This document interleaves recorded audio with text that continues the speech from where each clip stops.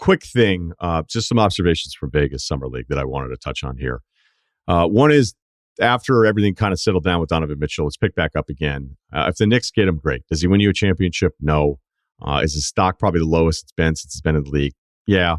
But he's a really good player. Is he guaranteed top 10 guy? Does he guarantee you anything? No. But this is the whole point of the Knicks and some of the staffing and some of the stuff they were always trying to do, whether you're hearing the Booker rumors years ago or Karl Anthony Towns. And then finally, if they end up with a Donovan Mitchell, it makes sense. And I'm not saying like it's a lock because it seems really complicated, especially after the Gobert deal and people saying, okay, well, that means it should be. I saw Bobby Marks have something where it was like 5 picks and 3 swaps. So 8 picks coming back. I don't know that that's going to happen. But Mitchell, despite some of my frustrations with him, I still really like him as a player.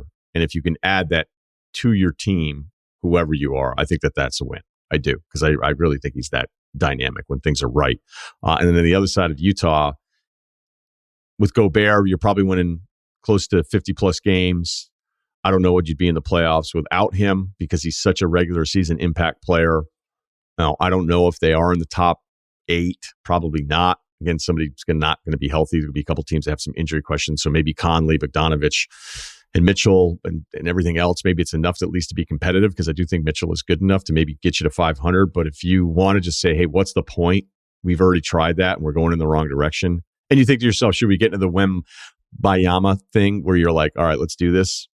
Which I also think like a sneaky part of the whole part of Utah, if they were to end up with like the number 1 pick, be like, hey, we ended up with a foreign guy. And maybe he's going to be a little pro-Utah or a little bit less anti-Utah than somebody who's an American guy. I think these are all things you would have to factor in. One thing that may not seem relevant, but I thought was. So I was in Vegas for 4 nights. I stayed at the Wynn. And, there's 2 different gyms. Like, oh, cool, you're telling us a gym story. Awesome, dude. There's 2 different gyms in the facility. And the one that I would use is usually, depending on which team was where, because teams are using both of the gyms, the Win side that I would use, I liked it a little bit better. But the Memphis Grizzlies as a team would use it. Now, this gym usually would have in the morning all sorts of front office people. You're running into people left and right. Shout out to the Cavs on one of the members of the Chicago Bulls front office. Seems like he's really working on those. But the Grizzlies would have their equipment guys in, and their strength and conditioning guys, maybe not all the equipment guys. I think you understand what I'm saying. All the different trainers, maybe 3 or 4 different guys. And there'd be between 5 or 7 players, including like a couple that make real money and play minutes, that'd be in this room. And there is something about that team, man. And I thought of it last year, and just how much they seem to like each other. I saw it even with their summer league stuff, with how much energy they have.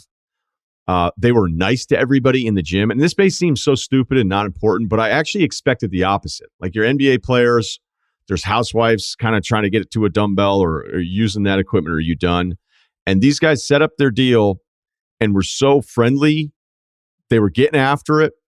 They were like supportive of each other, but they also weren't dicks to people because, hey, I'm an NBA guy and I'm in this public gym and I can just kind of use up this whole space and do whatever I want.